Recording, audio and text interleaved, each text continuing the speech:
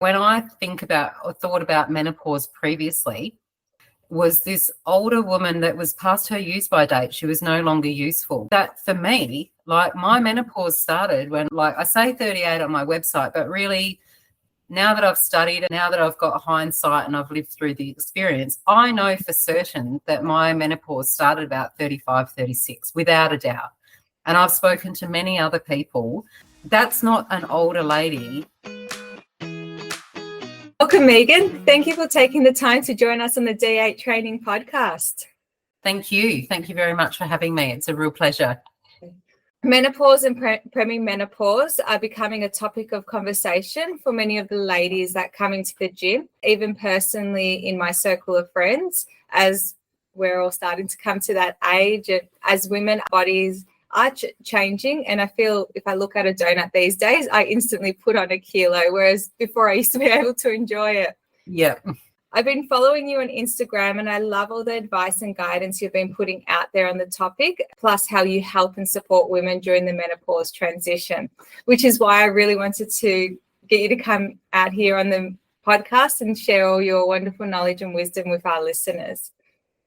But to begin with, for our listeners who might not be familiar, can you explain the difference between menopause and perimenopause?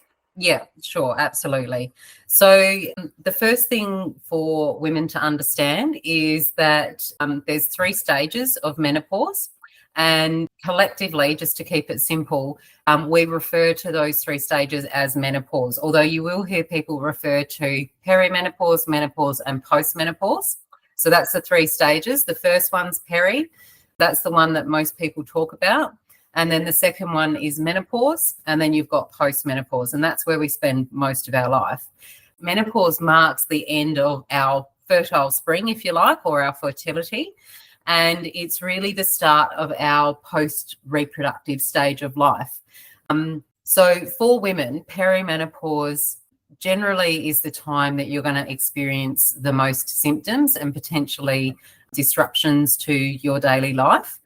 And if you work backwards from menopause, so menopause on average generally for most women around the world, and in particular in Australia, starts age 51 on average. And what that means is you've had 12 consecutive months with no period plus 1 day. That's what menopause is.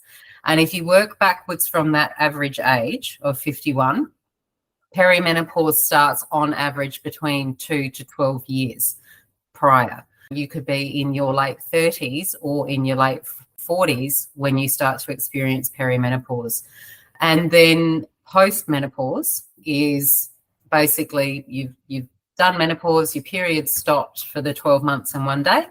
So in short, it's about our reproductive system slowing down and stopping, and then learning how to work with lower hormones and maintain our health and happiness, I think is really important to point out as we go forward into the next stage of our life. That was one thing I never realized, how long that transition was. I just thought my period will stop and that's menopause. I know as we go on, we'll cover a bit more. But before we do, can you share a bit about yourself and what inspired you to start Mimi Moon Meno? First of all, I'm going to explain to you the name of my business, because I think everyone asks me that. And it's, I think, important for people to understand why I've named it the way I have. So the first thing is Mimi. In my family, I've never been Megan. I've always been Mimi. When someone speaks to me and says Mimi or Mim, I straight away, all my barriers go down and it's just a place of love in my head. And so I wanted to project that love out to the world and give that to everyone else as part of this process. And then Moon, because my maiden name is Luna. And so my whole life, even before I was menstruating, my life has been dictated by the moon and the cycles of the moon and the cycles of the earth. And that's been something that's been very prominent in my life. And Meno, because of menopause. I love that. I'll start calling you Mimi now. That's right. Yeah. So that's why it's Mimi Moon Meno. And obviously with the moon, menopause, it's and our life in general for women, we are dictated by cycles and cycles of our menstruation, cycles of transitions between, coming into menopause, going into pregnancy or into puberty. There's always a cycle that we're transitioning through. But really, the key reason behind why I started Mimi Moon is because of my own personal experience. And I had been experiencing several symptoms, and I just felt like I was going down a spiral. I didn't understand what was happening to me. I kept being dismissed and misdiagnosed and told that what I was experiencing was everything else but perimenopause. I hadn't even heard the term perimenopause until I was at least 2 years, maybe a little bit more, into my own experience. That, to me, it was really confronting. It was really dangerous. And I just thought to myself, once I sort of started coming out the other side, I was like, my God, if this is what I've experienced, how many other women are experiencing this? And on my website, I talk about it in terms of, I just started shouting. I literally started telling everyone. I remember coming home from being diagnosed, and my neighbour was out the front with her husband, and I went, hey, Kylie, guess what? I'm in perimenopause. And her husband was like, and I'm like, yeah, I just want you guys to know, okay? And literally started telling everyone that would listen, because I felt like no one in my life had said they were in perimenopause, or that they were even going through menopause, or anything to do with this transition. So I really wanted to break that down. Then the next reason why I'm doing this is because my profession has always been in construction. So I build houses for a living, and I've been focused on the social, affordable and accessible housing space for about 20 years. And in that space, I've become acutely aware of the fact that Generation X women are the fastest growing homelessness cohort in Australia. And there's currently 400,000 women over the age of 45 that are at risk of homelessness. And the common denominating factor of all these women, being Generation X women, is menopause. I started to put some pieces of the puzzle together, and I just sort of went to myself, wow, I truly believe that there's a real clear link between a few changes in circumstance, because everyone thinks, oh, homelessness won't happen to me. But for women, it can be as straightforward as a relationship breakdown, a change in your employment status, and a change in your health status. And those three things, when you extrapolate them out into the relationship between menopause, 70% of women will divorce during menopause. It's a big number. If that's one of the massive key factors of homelessness, you go, well, hang on, what's going on there? 30% of women seeking homelessness services is as a result of family and domestic violence. And there's growing evidence to not suggest, to prove that women are at higher risk of violence as they transition through menopause. So again, another key factor there. And then when you look at employment, 27% of women will retire under the age of 55 as a result of menopause. You look at the super pay gap, which is a huge factor for women's homelessness and for women living in a poor way as they age. But the super pay gap is currently 38% on average, but it can be up to 50%. And then if you add on top of those last couple of things, just the general pay gap, like I said, you have a relationship breakdown, you change your employment, whether you retire or change because you want to change your hours that you're working, or you're made redundant because of something that's happened to you. I don't like that word, but that's the word that it is, redundant. You're not redundant, you're just moving on to something different. And looking at your health. So 80% of women will have both physical and mental health symptoms as part of their menopause transition. So the numbers there, 20% of women will have absolutely no symptoms, or symptoms that are so mild that it really doesn't bother them at all during the transition. And then there's 60% of women that will have mild to moderate symptoms that may or may not interrupt their daily life.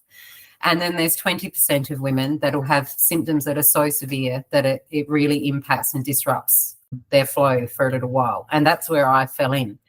And so I sort of went to myself, my God, imagine if I didn't have a house, if I didn't have money saved up, if I didn't have a supportive husband that understood what was going on, I could have easily been someone that became homeless or needed to live in my car. And the cost of menopause treatment is very expensive. So how are we supporting these women to better support themselves and get good health outcomes? And then the last thing with this as well is once you start looking into statistics of women's health, and I don't want to depress your listeners, in Australia, I think it's really important that we understand this as women because, and this is why I'm saying we've got to start shouting about this, is because in Australia, every hour of every day, a woman is dying from heart disease. And we know that part of the reason for that is our declining estrogen. It comes back to menopause. 61% of people in Australia living with dementia are women. And that's because our brains run on estrogen. So if our estrogen is declining, our brains are not working. We don't talk about perimenopause. I didn't even know what it was until I started looking a little bit into it. What are some symptoms of perimenopause and menopause? So the symptoms vary for everyone, but most commonly what women will get at first will be a change in your menstrual cycle. That's the first thing, because your hormones start to become unbalanced. And so whatever your regular cycle has been, and it's not always 28 days for everyone, so whatever your regular cycle will be, will start to be disrupted. So your cycle becomes irregular. But then the next most common thing that happens for women is the anxiety and the depression. And that's why commonly the medical profession has been prescribing antidepressants. That's why there's so many women in Australia on antidepressants, because you go in and you start, say, look, I'm experiencing these feelings. And if you're young like me, for me personally, that was certainly something that the doctors tried to say, look, you're just depressed, you're burnt out, you need a rest, go and have a holiday.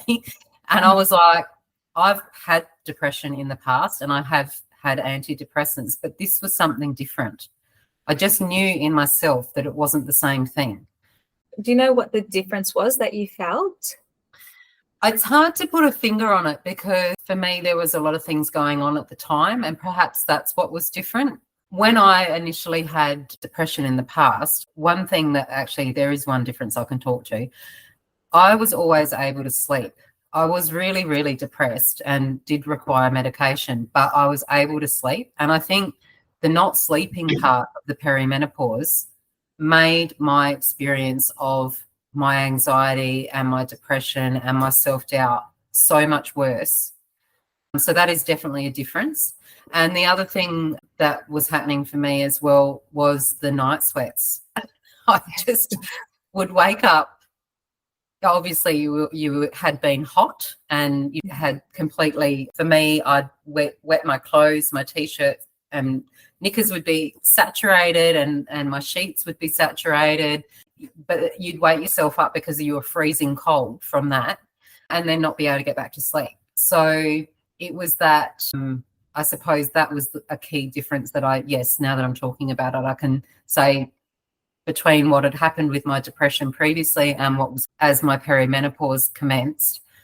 And as you found out that it was perimenopause and with some of those symptoms, what measures did you put into place to help you deal with the situation? So the measures that I put in place, first of all, I want to say that it was really difficult to get that diagnosis. It was around 5 years of me getting sicker and sicker and sicker. I had epic bleeding. I'm like, why does no one ever talk about this? But my bleeding was so intense that I was using the iron out of my bone marrow. And so my exhaustion was next level. I felt, I didn't feel, I literally had a period for 6 months. And so, I feel like I just got sicker and sicker and sicker. But because of the fact that I have PCOS in my family, which is polycystic ovary syndrome, I've also got autoimmune in my family. There was, in fairness to the medical profession, there was a series of tests and things that needed to be excluded, but it just took a really long time. And I did not start to feel better until the first time I put a estrogen patch on. And for me, the change was immediate. Within 2 days, I was a different person. I mean, that was one thing. That was sort of the catalyst to me coming out of what I call the spiral of symptoms that I was in, and the really dark place that I'd found myself. And speaking with someone this morning, they put it like, you're under the pile. It was just like this something would happen and then something else would happen, and you just keep getting stuff. You felt like you were getting stuff piled on you and that you didn't have a way out. Once I was medicated with HRT. What's HRT? Hormone Replacement Therapy. And it's also called menopause hormone treatment, MHT. So once I had got to that point, again, it wasn't easy to get to that point.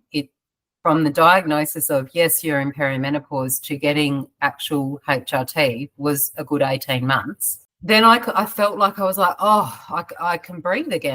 I felt like I went, like if you're underwater and you kick and you come out top of the water, that's how I felt. I was like, wow, here I am. I've come out, whatever it was that I was in. But then what I needed to do, and this is where the mantra, movement, mindset, modify comes into play, was that I really needed to focus on what am I doing to move? Because I was in a lot of pain, and I'm someone that exercises a lot. And so I wasn't able to do the exercise that I normally was doing. So what I needed to look at that. My mind was in a dark place. I felt very depressed, very anxious about the symptoms that I had experienced, and very concerned about, for example, with the brain fog. I distinctly remember one day having my family around, and one of my sisters just could not, for the life of me, remember her name. And this is my sister who's been in my life for 35 years. That was terrifying. And so once I realised, okay, it's not dementia, and, I can stop worrying about that anxiety about dementia can go away. And now I need to really focus on getting myself feeling positive. And I refer to it as being positively charged, because positivity means different things to different people. But for me, what it means is having a positive energy, and it's got to start with inside you, because if you're not positive inside, other things in your life will not be positive. So that's the mindset piece. And then the modify piece was really around, I felt like there was a lot of things that I was no longer in control of. A type A personality. I like to be in control of things. I like achieving things. I don't like setbacks. I'm there with you. Yeah. There was a thing on Instagram the other day, and I wish I'd saved it, because it was a gymnast doing a floor routine, and she's going through and doing backflips, and like perfect backflips. And the first one's graduated from college, dux of her class. The next one is like got into whatever it was she wanted at uni. And then the next one is, achieved all these things at uni, married the guy, had the baby, got the fur child, and she's going. And then they show her going off of the mat through the judges' table and into the crowd. And then they're like, and then perimenopause hit. And I was like, I totally relate to that. That's the interesting bit, and you've touched on it, it's not well known about. We don't shout about it. Like the brain fog. I remember there were times being frustrated at mum, going, I would tell her something, or she'd make a commitment to me, and she'll be like, I just forgot. What do you mean you forgot? You said you're going to do this. Why didn't you? And there's multiple instances there, whereas we don't know it. We don't support each other as women. It's something we need to make aware, so we can create those support networks.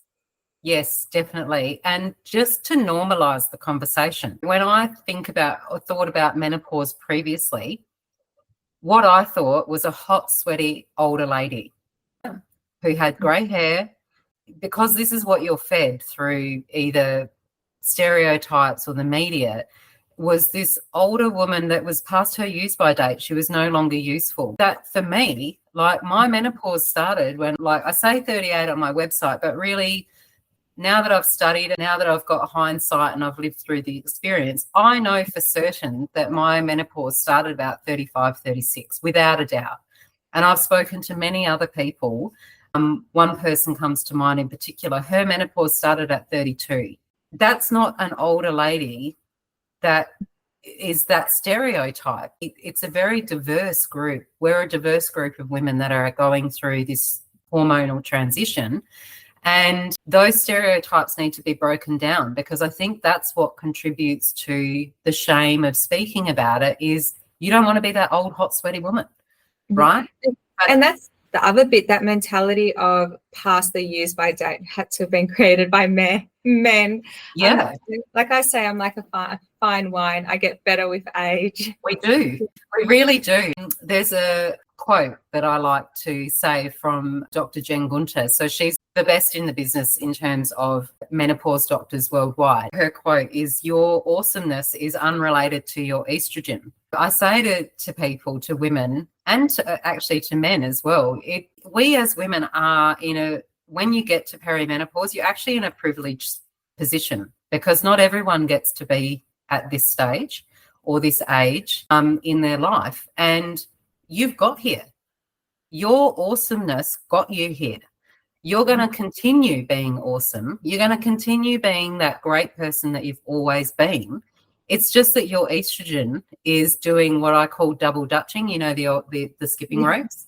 So your hormones are double dutching, right? And you're trying to skip the double dutching hormone skipping rope.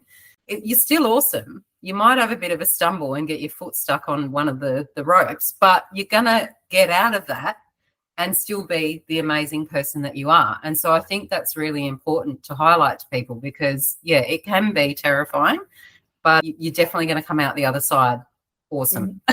Yeah, definitely agree. On that, how can husbands or partners support their wife that is going through perimenopause or menopause? So I think the most important thing is communication. You need to communicate what is going on with you and your body. And if I come back to the statistic of 70% of women will divorce, and there's a range of reasons why people will divorce, but I think one of the reasons is communication, and not being able to say, hey, I don't agree with that anymore. I need you to help in the house, or whatever it might be. So the first thing is to help your husband to be supportive and understanding, because they don't know, even though we think they can read our minds, or they think we're reading their minds. That doesn't actually happen in real life. I wish it was a thing. Yeah. So that's the first thing, is communicate and build that understanding, because you can't think that they know what's going on. That's step number one. How would you bring it up to your husband that you're going through perimenopause or menopause in a way that they would understand?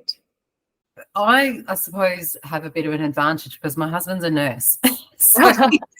So he actually was saying to me, honey, I think something's going on. I think you need to see a doctor and get your hormones checked. He didn't specifically say menopause or perimenopause, but he was the one that was like, amongst other things that were going on, was just like, yeah, something's going on here. You need to get this looked at.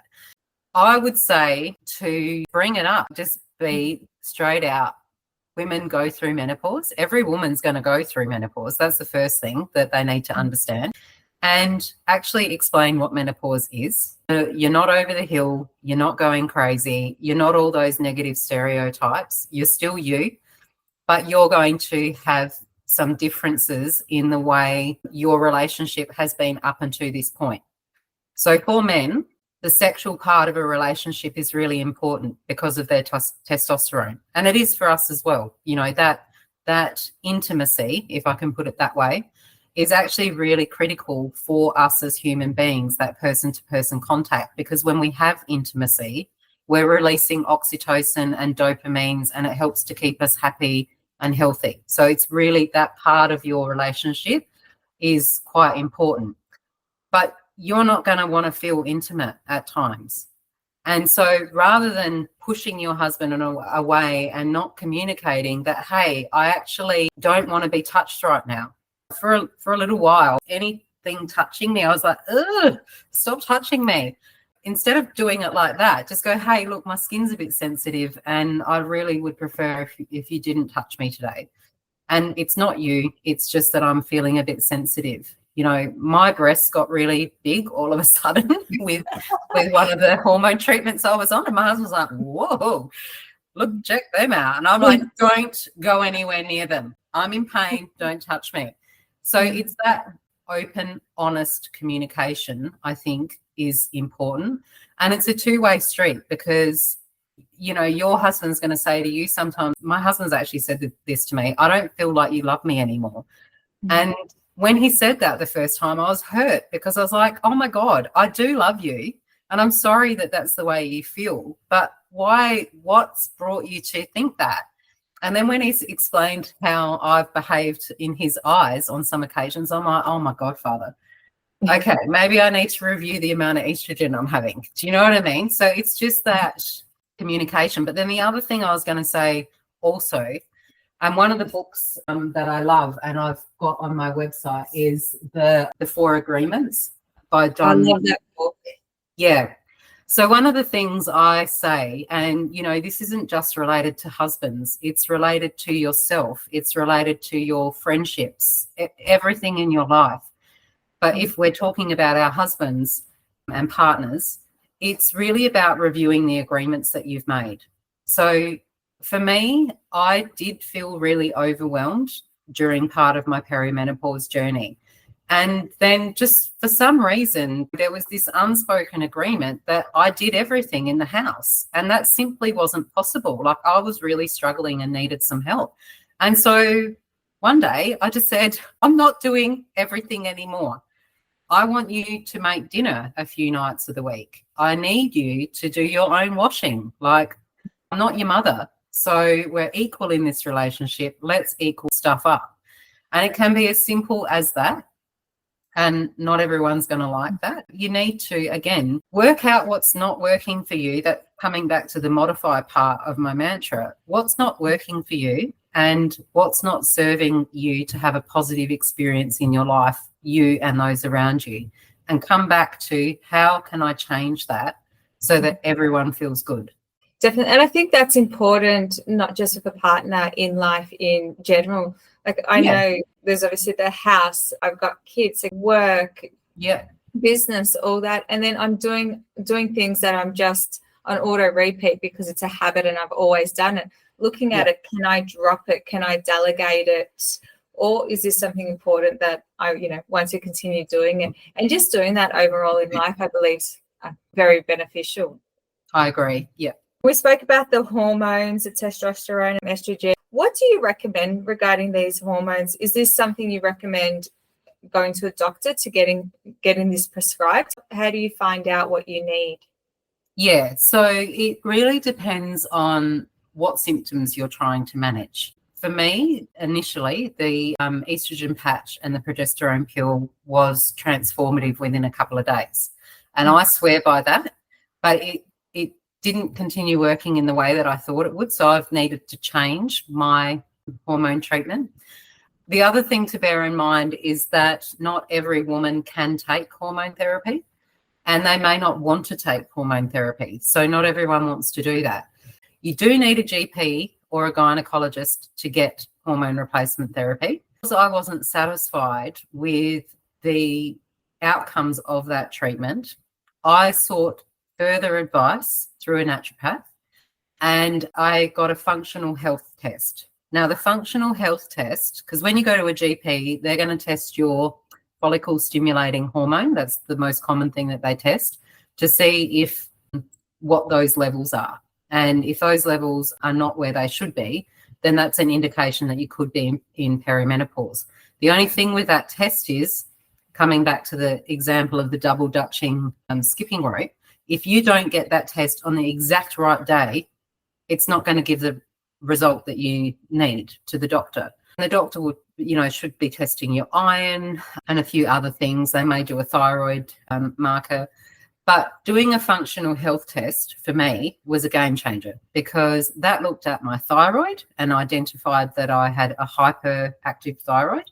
It identified that I had very, very low iodine. And so low iodine, if you look at the symptoms of low iodine, very similar to brain fog. I had really low vitamin D. So long story short, the functional health test actually looks at about a dozen different markers. And it's a blood test, a 24-hour urine test, and a 24-hour saliva test. And through those tests, I was able to identify what I was lacking. I was able to identify whether I was estrogen or progesterone dominant, because that impacts the type of HRT you take.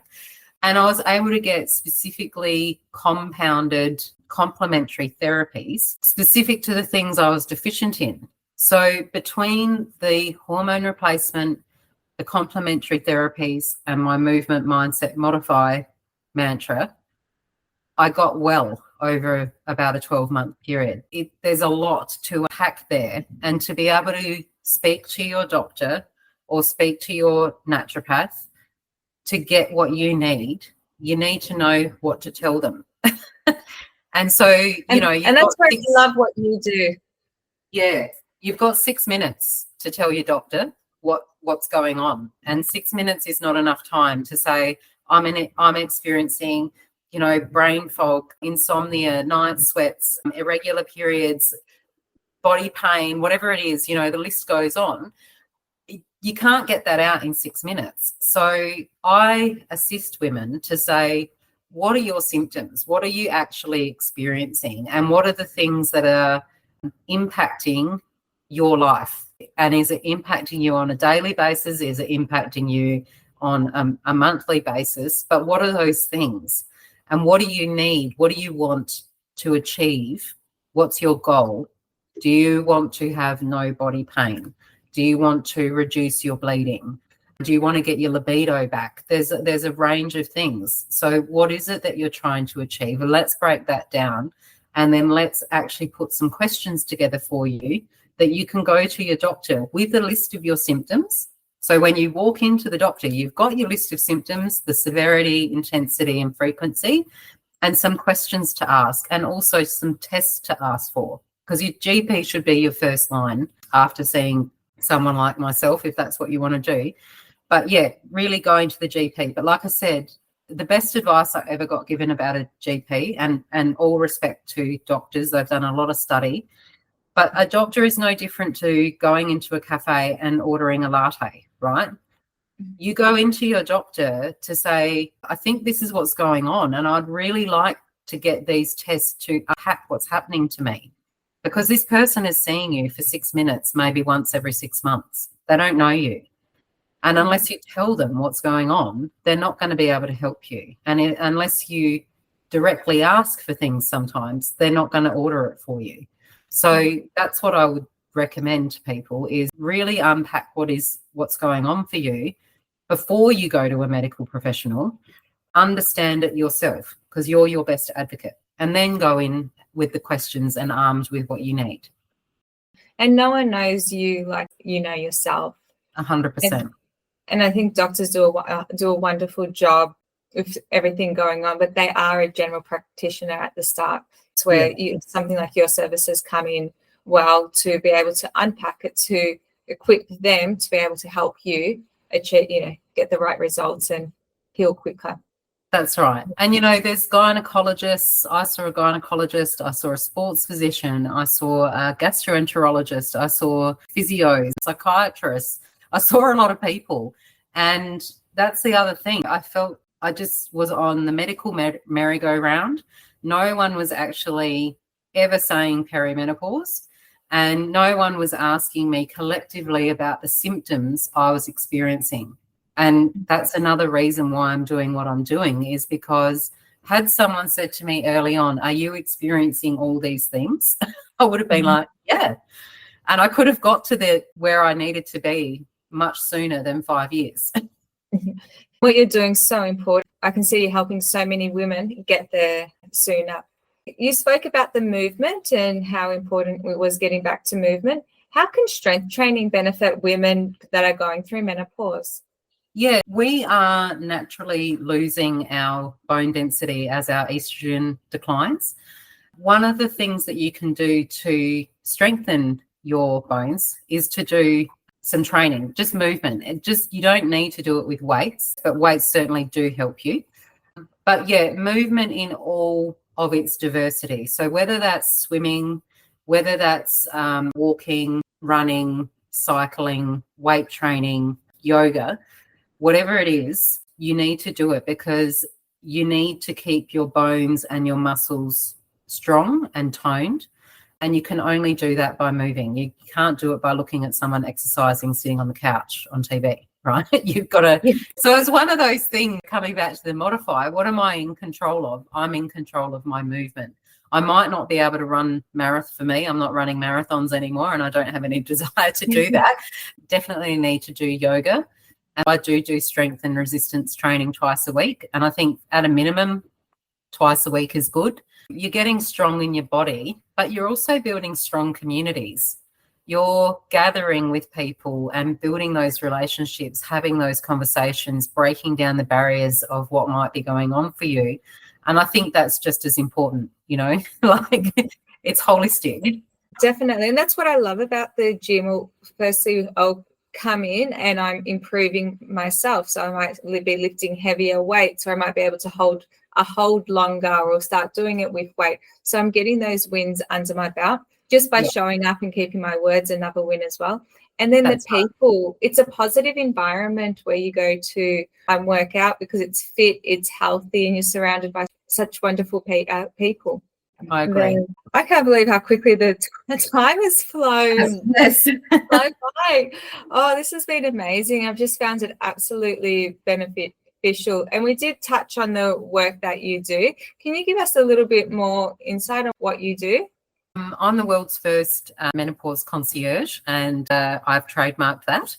Basically, what I do, and the reason why I say concierge, is because you need someone that knows who to go to, who to see, what to change, potentially change in your life, and some tips and tricks. And that's a concierge, right? When you go to a new city, you go to the hotel's concierge and you say, I want to do this, and they help you to find those things. So that's what I do. I meet with women. I prefer to meet in the parklands. Just being in nature is really good for you mentally. And I like to move. I'm a strong believer in movement. So we get together, we basically go for a walk. I hear about things that are bothersome for you from a symptoms perspective. And then I help you to articulate that into a symptoms checker, to formulate the questions that you might want to ask your doctor and the tests that you might want to ask for through your GP. I also then discuss with my ladies around what are their movement practices, how much are they moving, and whether or not you should increase, but in some instances decrease, right? You can over-exercise. So really looking at what your movement practices are, talking about your mindset and how you're feeling from a mental health point of view, because from a mental health perspective, it is a very dangerous time for women. The highest rate of female suicide is during perimenopause. So it's important to speak about how you're feeling, and whether you do that with myself or whether you already have a medical professional in that space, you have to do it. And if you're not feeling well, reach out, make sure you get that help. And if you need to for a while, go on antidepressants, like do the thing that's going to keep you mentally happy. That's really important. We look at some things that you can do straight away to help you. People that have met me as well know that I love colour. And, that's a really simple thing that you can change. Stop wearing black, put some colour on and get some colour vibration into you. I look at things that potentially you could modify. A lot of women get to this stage in their life and they are stressed. We've got a lot. We're doing a lot. When people say, you're a lot, I'm like, yeah, I am. And there's so much going on. And that's the same for many of us. We end up self-medicating. And whether that's smashing a bottle of wine on Friday night or overeating chocolate biscuits mindlessly while you're watching the TV trying to go to sleep, what are the things in your life that you can modify to improve your menopause journey? And I pick those two things because they're low-hanging fruit. But, there's lots of other things. It could be joining a gardening club to get you social and get you moving and get you outside and feeling really good. I also speak to organisations because, as I touched on, women are leaving the workforce early as a result of menopause and not feeling supported. So I go in and I do training sessions with corporates to help them start having conversations about what they might want to include in terms of a menopause policy or a work uniform policy, for example. I can do a more intimate discussion where I meet with small groups of women and just have a more intimate discussion about what's going on for them. a group of friends might be talking about it and saying, look, I don't know what's going on, but I don't really know who to talk to. So get together, just let's have a little menopause party and have a chat. For women interested, how can they reach out to you and book an appointment? So I do have a booking thing on my website. So you can hop onto my website under menopause services. It's just mimimoonmeno.com.au. I'll put that in the show notes for everyone as well with the direct link. So just go to my website. I've got lots of links and buttons there that you can press to get in touch with me. So that's the best way. 2 final questions before we close. What is one habit that someone can start today to make a positive impact to their health? A lot of us are working in offices or, working. And I think one habit that you can do is to just get out of the office even if it's just to walk around the block. Because I know myself, particularly when I was, working in really high executive roles, I felt compelled to just work from 8 a.m. in the morning until whatever time I left the office and never actually leave my desk.